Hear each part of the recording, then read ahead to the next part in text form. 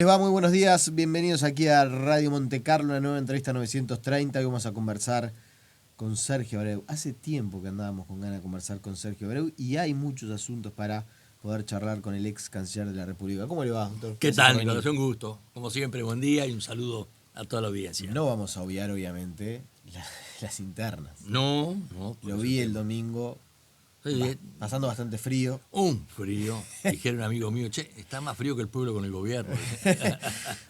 Pero ciertamente que fue una Sí. jornada que, la verdad, tuvo un poco de todo.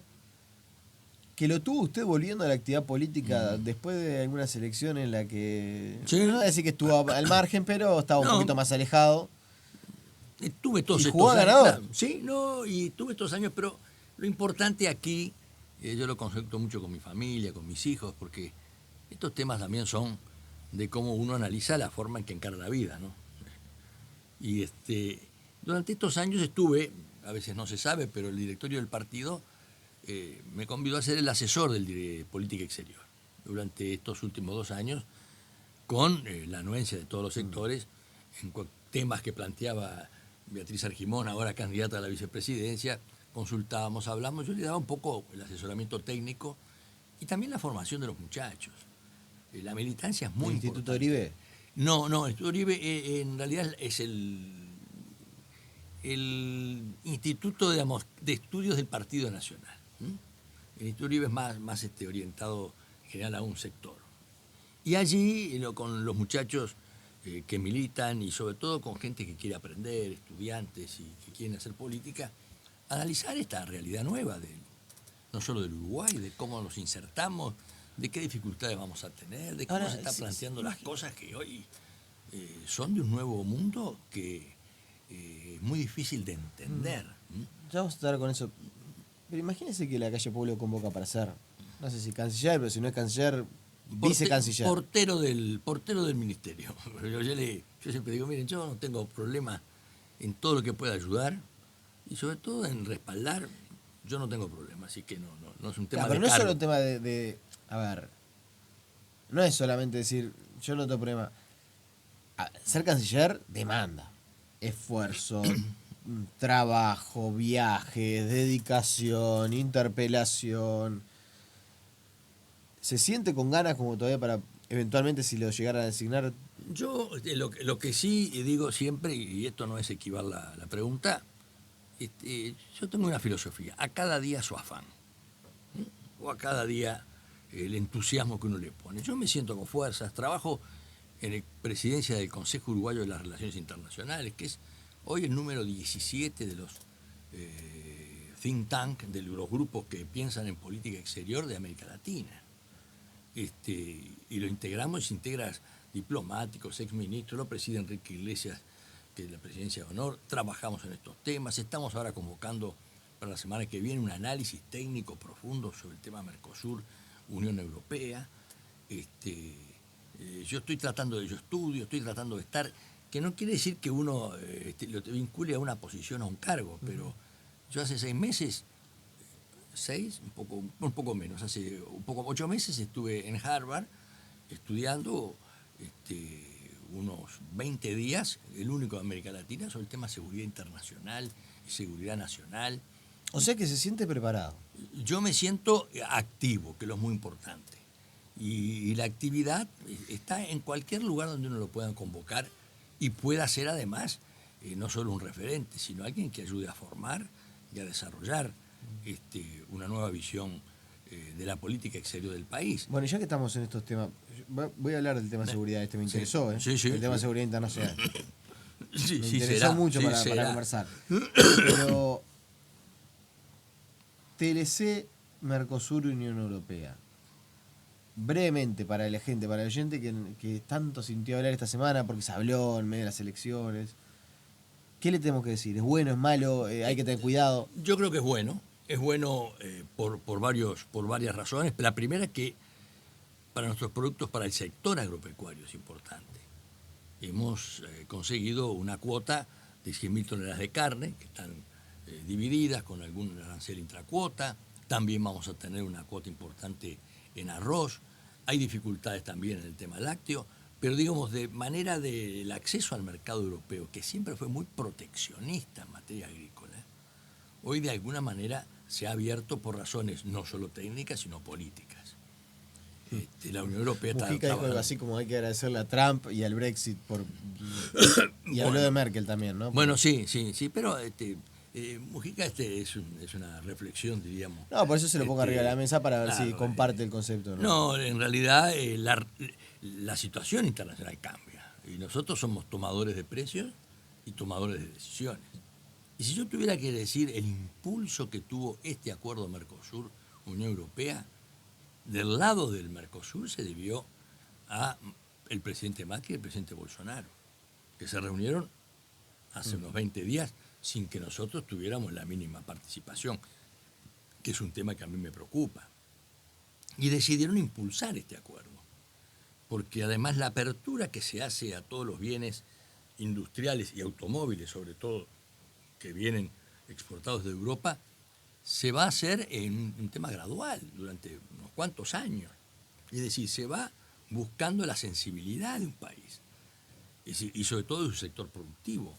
Yo creo que es importante alcanzar este tipo de acuerdo, abrir la economía y plantearse una competencia importante en momentos en que hoy el comercio exterior ha cambiado en forma sustancial. Un dato que yo manejo, a ver si puedo transmitirlo con la mayor claridad posible, 2/3, el 75% del comercio internacional hoy es intrafirma, no es entre estados, es de una apertura, para ponerles un ejemplo. Si UPM produce pasta de celulosa, uno le dice, dígame, ¿y por qué no hace madera acá, o los muebles, o en la cadena de producción? Dice, no, yo en esta cadena la celulosa se produce en el Uruguay y el resto de los productos finales se van terminando en lo que es otro mercado. Y eso lo vemos, pero todos los días, la variación del comercio con China, que hoy es nuestro socio principal en materia comercial. El gran factor disruptivo es China. China, sin lugar a dudas, en materia comercial. Bueno, ahí tenemos a los Estados Unidos con una reacción absolutamente intempestiva, porque ha declarado una guerra comercial bilateral. ¿No le gusta a usted la política exterior de Estados Unidos? No me gusta.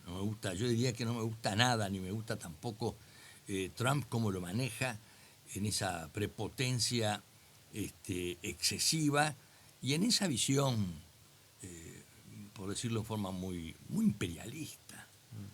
Ahora, de decir, bueno, yo soy el dueño del mundo, o la principal potencia militar, y yo tengo que arreglar este tema, y gobierna por Twitter. Sí, eso sí. Entonces, bueno... Ahora, volviendo al tema Unión Europea-Mercosur, usted dice, bueno, conseguimos unas cuotas de ingreso de la carne, la agricultura europea de alguna manera permite, o por lo menos se posiciona distinto aquí en nuestro país. ¿Cuáles son los riesgos? ¿Hay riesgos para la industria, para la producción nacional? Los riesgos que hay siempre existen hoy porque la economía y el comercio está abierto. ¿Y cuál es el riesgo? Es no solo la productividad, que es un concepto, sino la competitividad. ¿Qué es lo que le pasa hoy a la industria uruguaya? Que estamos viendo que cierran empresas de todo tipo. Y es porque no pueden competir en el exterior, porque tienen costos muy importantes internos, porque tienen además dificultades inclusive de carácter laboral, rigidez, una cantidad de temas que son los que toma en cuenta el inversor. Y el Uruguay hoy tiene una caída de la inversión extranjera importante. No ha venido creciendo desde hace 2-3 años. Tiene un déficit fiscal de cerca del 5%.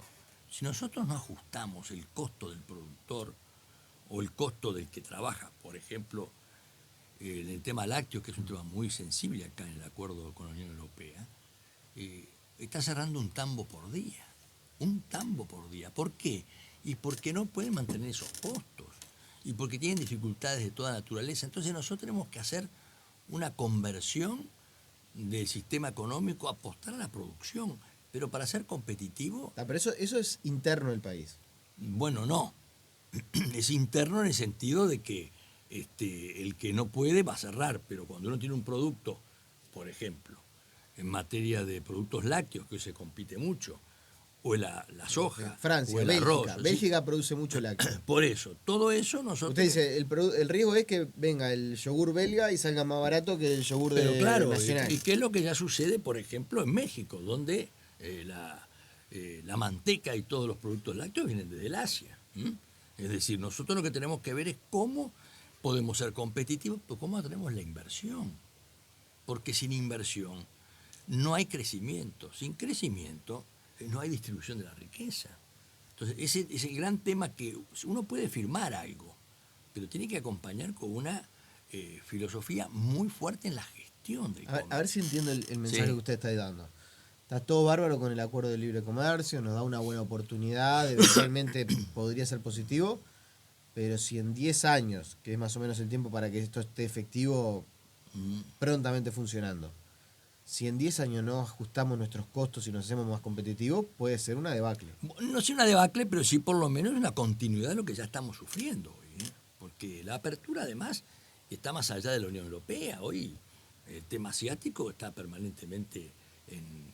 Uno mira lo que es la cadena de los cueros, por ejemplo, en Brasil, con toda la parte de Río Grande tan importante, los zapatos. Y bueno, hoy... Pero se puede transformar en un boomerang. Bueno, un boomerang es todo, porque nosotros somos 3,5 millones de habitantes. Nosotros tenemos que buscar una política muy, muy dinámica en atraer la inversión y la competencia. Porque el que quiere invertir pregunta dos cosas. Y lo digo porque por una larga experiencia. Dígame, ¿cuántos impuestos paga, cuánto tarifas, qué costos tengo? Muy bien. El costo país que le llaman. Muy bien. Dígame, y además, ¿cómo yo manejo la relación laboral o lo que fuere? Y entonces ahí ya se empieza a crear los problemas de que a veces dice, bueno, pero yo para invertir en Uruguay invierto en el Brasil o en la Argentina, o en otro país, o en el Paraguay, por ejemplo, que hoy es uno de los países que más está creciendo. Digo esto porque el Uruguay tiene que empezar a mostrar una nueva versión de su competitividad.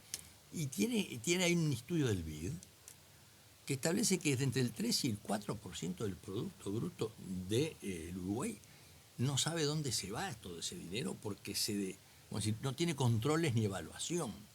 Entonces, ¿qué es lo que Uruguay tiene que empezar a controlar? Es eficiencia, competencia y apertura, no hay otra. Esto está muy vinculado también con el otro rol del Uruguay, que es el país bisagra. Nosotros somos un país que los ríos, la hidrovía, los transportes, son parte de lo que nos hace, digamos, puerto de salida para muchos productos. Pero si nosotros perdemos no solo competitividad, perdemos las inversiones, como ha sucedido con la carga paraguaya, que la hemos perdido. Y la carga paraguaya ahora está yendo a la Argentina por otras razones. O sea, que usted diría que rápidamente nos tenemos que poner a trabajar en el recuperar la competitividad y en el tema de las inversiones, porque si no, perdemos el empleo. Este acuerdo podría complicar un poco más el panorama de la industria. Y cualquier otro. Es bueno, Claro, pero nos obliga. Es bueno, ¿cómo no nos va a obligar? Tenemos oportunidades importantes porque además tenemos acá la cuota Hilton que es en el ámbito del GATT, que la negocié yo. Tenemos una entrada de 20.000 toneladas en... Que a veces ni cumplimos con la cuota Hilton. En general la cumplimos, sí, porque lo que estamos ahora beneficiándonos por la cuota de la 482 creo que es, pero eso es una compensación entre la Unión Europea y Estados Unidos que nos va muy bien porque es un precio muy importante, pero vuelvo a insistir, nosotros no tomamos las decisiones, nosotros somos tomadores de estas cosas, tenemos que ir viendo, pero internamente en el país tenemos que decirle al que invierte, al que trabaja y al pequeño y mediano empresario también, mire que usted no puede estar todos los días pensando cierro o trabajo en negro. Le voy a cambiar de asunto. Sí. Porque aparte, la verdad, las veces que he conversado con usted de este tema, usted ha tenido, ni que hablar, una posición contraria a la del gobierno de Venezuela, pero también una posición en la cual se ha distanciado muchas veces de la conducción política de la OEA de Luis Almagro, cuando acá el sistema político uruguayo muchas veces, hablo desde la oposición sobre todo, se rasga las vestiduras hablando de la buena conducción de Almagro y del rol de Almagro. Sobre lo que pasó la semana pasada en la OEA, que Uruguay abandona la reunión. ¿Qué opinión tiene?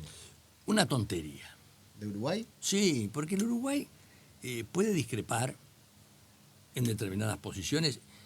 La OEA es el único órgano y organización panamericana donde nos sentamos con los Estados Unidos en la visión política de muchas cosas. No existe otra. Y más allá de, cuando digo esto es panamericana porque se integran 34 países, ¿no? Y entonces, ir y decir, bueno, a mí no me gusta porque llega el señor Guaidó. Yo también tengo mis dudas sobre la legitimidad del señor Guaidó. Por eso se lo preguntaba. Pero no puede ser que el Uruguay yo me voy como si fuera los chiquilines que dicen soy el dueño de la pelota y si no juego me la llevo. Nadie le interesó. Yo estuve haciendo consultas con embajadores en la OEA, que lo conozco mucho, y embajadores en Estados Unidos, de América Latina. Me dicen, lo del Uruguay es la verdad que lo menos que podría ser, porque los otros se quedaron. Se quedaron los defensores de Venezuela, el caso de Bolivia, hasta Nicaragua no quiero nombrar porque me exaspera solamente nombrar al violador de una menor hijastra del señor Ortega, que es una cosa que a mí me saca de... Todo eso ¿Sabes que yo coincido también? ¿No? Hablamos mucho de Venezuela y Sí. bastante poco de Nicaragua. Bueno, lo de Nicaragua es una cosa bastante deleznable. Esto le pasa que a veces que cualquier cosa que uno diga parece que sonara en defensa de Venezuela, pero no, está lejos de ser Venezuela. Pero si uno se pone a comparar, las atrocidades que pasan en Nicaragua son terribles y la comunidad internacional en pleno habla 10 veces más de Venezuela que de Nicaragua. Bueno, y ahí el secretario general de la OEA tiene al delegado, al exministro Bobadilla, trabajando en Venezuela. Rosadilla, perdón, en Nicaragua, que puede ser que lo haga bien o mal, pero más allá de todo eso, el Uruguay no puede decir me voy. Y además va el subsecretario. Y los embajadores quedan en una situación, puede decir, mire, no estoy de condiciones con esto, pero se queda y discute. Y lo que pasa es que aquí lo que hay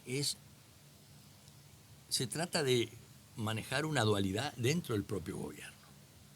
Porque en el gobierno hay gente que parece que Venezuela, los derechos humanos en Venezuela no se violan. Y hay gente que le parece que tiene también Lo que tiene que hacer el Uruguay, para mí, es condenar en forma abierta la violación de los derechos humanos en Venezuela, en Nicaragua y donde fuere, sea con Pinochet o no Pinochet. Digo, en el sentido de que los derechos humanos es un valor, un principio que no tiene por qué distinguir entre qué es amigo, en qué es amigo y qué no es amigo. Y después decirle, señores, no hay intervención armada de ninguna manera. Ahora, la pregunta que yo hago, el señor secretario general de la OEA, el señor Almagro, yo lo interpelé varias veces y el expresidente Mujica decía, cuanto más me lo interpelen, yo lo dejo atornillado. Y resulta que ahora es el abanderado de la intervención extranjera, va más allá de lo que debe hacer el secretario general de la OEA. No le gusta nada la conducción de la OEA. No me gusta porque es otra forma de hacer las cosas. El Uruguay tiene una tradición, una historia.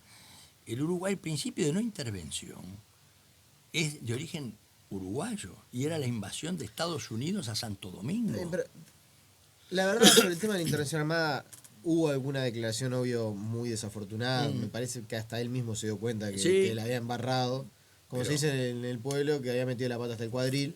Pero creo que nunca realmente se tomó en serio la posibilidad de una intervención armada.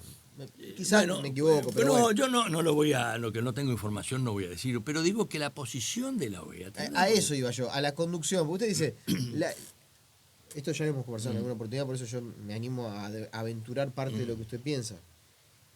Usted plantea muchas veces, el secretario general de la OEA debería ser imparcial. Es un funcionario. Debería llevar... propiciar el diálogo, propiciar la salida democrática, no propiciar el enfrentamiento, la crispación. Clarísimo, clarísimo. Pero también es cierto que la OEA, porque para eso está el Consejo de Ministros, las reuniones extraordinarias, cuando va a defender los derechos humanos, que es algo muy importante, no tiene por qué analizar si el gobierno es de tal línea o de tal otra. Acá el torturado, el muerto y el desaparecido no tiene diferencia respecto a lo que piensa. Y no podemos hacernos los distraídos con esto. Y yo creo que es muy importante insistir porque así como lo hemos visto en todas las dictaduras militares, lo vimos también en gobiernos como el de Cuba. ¿Por qué no le podemos decir, señores, miren, el embargo, yo siempre estuve en contra del embargo, me parece que el embargo o el bloqueo es algo absolutamente ilegal, y creo que no se embargan a los pueblos. Pero también debo decir que si yo tengo un principio en el que quiero que se respete los derechos humanos, le tengo que decir, mire, usted parece que no está siendo ni tolerante, ni está dejando que quienes tienen una posición distinta la puedan expresar en formalidad. Ahora, se lo planteo en estos términos. Sí, sí. Con relación a Venezuela, ¿Almagro es más parte del problema o de la solución? Almagro no es. Porque aquí lo que pesa mucho es lo que está pensando Estados Unidos, que tampoco le interesa mucho lo de Venezuela. Yo ahora cuando estuve en Estados Unidos en una reunión en Harvard sobre seguridad, y había gente importante, me decía, mire, el problema de Venezuela es el problema de ustedes, a nosotros. En realidad antes de la Guerra Fría sí, porque cuando Cuba tenía los misiles, pero este tema no es un problema de exportar revoluciones ni nada por el estilo. Entonces, muchachos, lo que está haciendo Trump con México es una cosa inhumana. No, el tema de amenazar con los aranceles por el tema Pero migratorio, bueno, yo nunca, no sé cuánto hace que no veía una atrocidad más grande en por política eso digo, internacional. uno tiene que decir, al que se le va de la línea, y nosotros, que siempre fuimos una referencia en estos temas, tenemos que decir, bueno, el Uruguay piensa así, no va a imponer una situación, pero sí siempre va a tener, y ahora somos una circunstancia, porque el señor, cuando se destituye por juicio político al presidente del Paraguay, 70 votos a 1, el ministro Almagro estaba con el actual presidente Maduro, hablando con las Fuerzas Armadas, yo tengo los videos, porque fuimos, entonces no se puede, después lo llevamos, el secretario general de la OEA lo saca por unanimidad el señor Mujica, y ahora le tiene que decir, mirá que no te reconozco. Pero el problema no es la incongruencia que deba tener el señor Almagro con el señor Mujica, es que el Uruguay está siendo visto como una circunstancia y no como una referencia que siempre... ¿La mala imagen de Almagro salpica al Uruguay? La mala imagen del Uruguay. Claro, porque nosotros tuvimos Enrique Iglesias presidente del BID y de canciller, y ahora está en una cantidad de actividades, y hemos tenido, como el embajador Lacarte Muró, pero estos temas políticos de pasión y de en el medio de todo esto, el secretario general de la OEA, cuando el juicio político de Dilma, se fue al Brasil a darle el apoyo a Dilma. Yo decía, ¿pero qué es esto?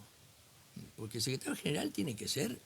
le cuento una anécdota porque, bueno, uno de los secretarios generales de la OEA, que fue el presidente Gaviria, de Colombia, que son gente muy fuerte, me dice, yo no me daba cuenta, ¿sabes, Sergio? Me dice, la diferencia que existe entre ser presidente de un país, nada menos que de Colombia, y funcionario internacional.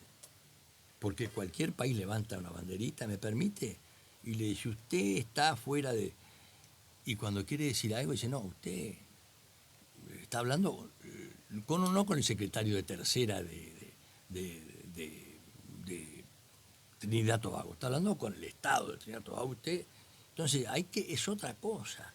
Y bueno, yo creo que ahí nosotros tenemos que ser muy duros con el tema de Venezuela. Muy duros y no el diálogo que no Grupo está... de contacto. Sí, o le llaman ahora el mecanismo, ese que nada menos se les ocurre poner mecanismo, poner un poquito más de creatividad, nada menos que a la serial de Netflix. Digo, pero no es pero eso el problema lo tiene el propio gobierno. La última y los 2 minutos que me quedan. Pero una sola mención. Sí. Yo le decía al propio canciller, pero ustedes dicen, hay que dialogar, perfecto. Y el diálogo hacia adentro. No nos ha llamado a ningún partido a decirle, tenemos este tema, o a todos los partidos para decirle este problema. Entonces digo, pero nosotros que somos los campeones del diálogo hacia afuera, y adentro nos dialogamos. 1 minuto y medio sobre el tema de la seguridad internacional. Bueno, el gran tema nuestros temas son hoy el delito y el crimen organizado y el narcotráfico. Eso está claro. ¿Quedamos pegados con lo de Moravito? Pero ¿cómo? terrible. Es horrible la imagen que tiene el Uruguay, porque además se simplifica. Así como les gusta de repente hacer el personaje de Mujica, le dicen, ¿qué es lo que le dicen en Uruguay? Che, ¿viste lo que nos pasó? Dice, ¿de dónde? Salió de la jefatura. ¿Cómo puedo decir? Como si uno está en el sanatorio y dice, no, mire que los que están en CTI salen cuando quieren. Entonces no tiene control de un tema que es absolutamente sensible, la política de fronteras. Nos roban en el Chuy, nos roban en Aceguá, entran todos. No tenemos una cooperación de seguridad. Yo a veces lo hablaba con el ministro Fernández Huidobro, este tema. Y él me decía, y con el propio... Yo tengo la impresión que con Argentina se ha avanzado un poco más en eso, pero bueno. Claro, pero aquí nosotros tenemos... ahora los ajustes de cuentas, todo muy lindo, pero a veces no son problemas que se plantean en un... son todas líneas de barrios y menudeo de la... Uno basta ver lo que es Centroamérica, todo lo que está pasando allá con las maras y todo lo demás. Tenemos que tener una política de seguridad y ahora todavía... pues yo tengo todo lo que puedo largar, luego están pensando hasta en un puerto chino.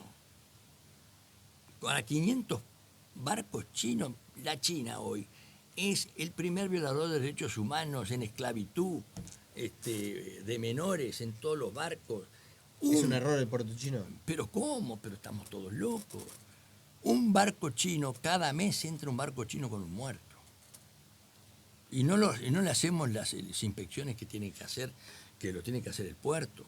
Y quieren hacer un puerto para 500 barcos chinos, donde van a pescar en nuestras aguas que no tenemos cómo controlar.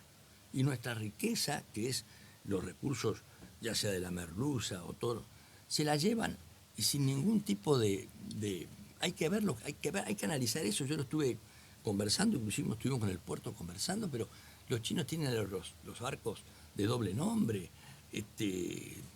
enganchan el control acá cuando llegan, nadie sabe cuántos están. Ya pasó con los permisos de pesca a las flotas españolas que le dio la Argentina, que así nos... Digo esto porque nosotros tenemos que tener una línea no radical ni de confrontación, una línea previsible. Dice, muchachos, está muy bien, pero no vamos a, si no tenemos la posibilidad de controlarlo, vamos a dar un puerto chino o cuando se le dio a la señora Cristina de la Argentina, nada menos que en Neuquén. Yo vi el tratado, inmunidad diplomática y seguridad para los chinos, con trabajos chinos donde se maneja un satélite. Y yo digo esas cosas porque tenemos que manejarlo con seriedad, y esto no es ideológico, no. Esta fuga de este señor, ¿cómo se llama? Moravito, Rocco Moravito. Uno pregunta, ¿y por qué no está en la cárcel de Libertad? ¿Saben por qué no está en la cárcel de Libertad? Pues tenía miedo que se fugara. Pero como se le fue Cotorra Loca y todo esto, con 200, 300 mil dólares lo ubican ahí. Ese es el problema que nosotros tenemos que mirar, pero no para decirle Bonomi sirve o no sirve. Es otro problema. Muchachos, la seguridad internacional hoy nos está poniendo una enorme fragilidad. ¿Y qué hacemos?